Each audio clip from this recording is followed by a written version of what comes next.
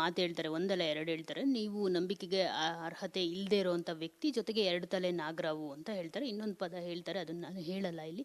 So ಇಷ್ಟಾದರೂ ಜೊತೆಗೆ ಇದು ಹೇಳೋ ಮೂಲಕನೂ ಅವ್ರು ನಿಮ್ಮನ್ನ ಕನ್ವಿನ್ಸ್ ಮಾಡ್ತಾನೆ ಬರ್ತಿರ್ತಾರೆ.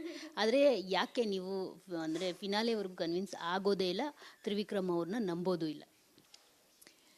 ಸಿ, ಆಟ ಅಂತ ಬಂದ್ಮೇಲೆ ಅಲ್ಲಿ ಯಾರನ್ನೂ ನಂಬಕ್ಕಾಗಲ್ಲ.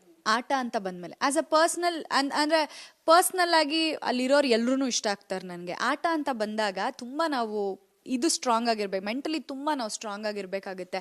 ನಾವು ಒಂಚೂರು ಯಾಮಾರಿದ್ರೂ ಹೋದ್ವಿ ಅಲ್ಲಿಂದ ಅಂತಾನೆ ಅರ್ಥ. ಸೊ ಹಾಗಾಗಿ ನಾನು ಎಲ್ಲೂ ಕಳ್ಕೊಳ್ದೆ ಸ್ಟ್ರಾಂಗ್ ಆಗಿದ್ದೆ ನಾನು. ಆ್ಯಂಡ್ ಅವರು ಪಾಸ್ ಮಾಡಿರೋ ಸ್ಟೇಟ್ಮೆಂಟ್ಸ್ಗಳು ನಂಬಿಕೆಗೆ ಅರ್ಹತೆ ಇಲ್ಲ ಅಂತ ಹೇಳಿ. ಬಟ್ ಎಪಿಸೋಡ್ಸ್ಗಳು ನೋಡಿದಾಗ ನಿಮಗೆ ಗೊತ್ತಾಗಿರುತ್ತೆ ಯಾರು ಅಂತ ಹೇಳಿ. ಸೊ ಅದನ್ನ ನಾನೇನು ಹೇಳಲೇಬೇಕಾಗಿಲ್ಲ, ನೋಡಿದ್ರೆ ಗೊತ್ತಾಗುತ್ತೆ.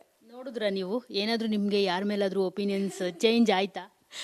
ನೋಡಿ ನಗು ಬಂದಿದೆ ನನಗೆ, ಅದೆಲ್ಲ ನೋಡಿ ನಗು ಬಂದಿದೆ. ಕೆಲವೊಂದೆಲ್ಲ ವಾದ ಮಾಡಿದ್ದಾರೆ, ಇಲ್ಲ ನಾನು ಹಂಗೆ ಹೇಳೇ ಇಲ್ಲ, ಹಂಗೆ ಮಾಡೇ ಇಲ್ಲ ಅಂತ. ಬಟ್ ಅಲ್ಲಿ ನೋಡಿದಾಗ ಹೌದಲ್ವಾ ಅಂತೇಳಿ ಅನಿಸಿದೆ.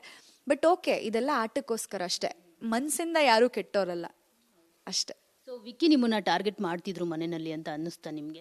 ನನಗೆ ಇನಿಷಿಯಲ್ ಡೇಸಲ್ಲಿ ಅನ್ಸಿದ್ದು ಹೌದು, ಇನಿಷಿಯಲ್ ಡೇಸಲ್ಲಿ ಅನ್ನಿಸ್ತು. ಹಾಗೆ ಅನ್ಸಿದ್ದನ್ನು ನಾನು ಹಾಗೆ ನೇರವಾಗಿ ಹೇಳಿದ್ದೀನಿ ಅಷ್ಟೇ. ಏನೇ ಅನ್ಸಿದ್ರು ನೇರವಾಗಿ ಅವ್ರಿಗೆ ಹೇಳಿದ್ದೀನಲ್ಲ,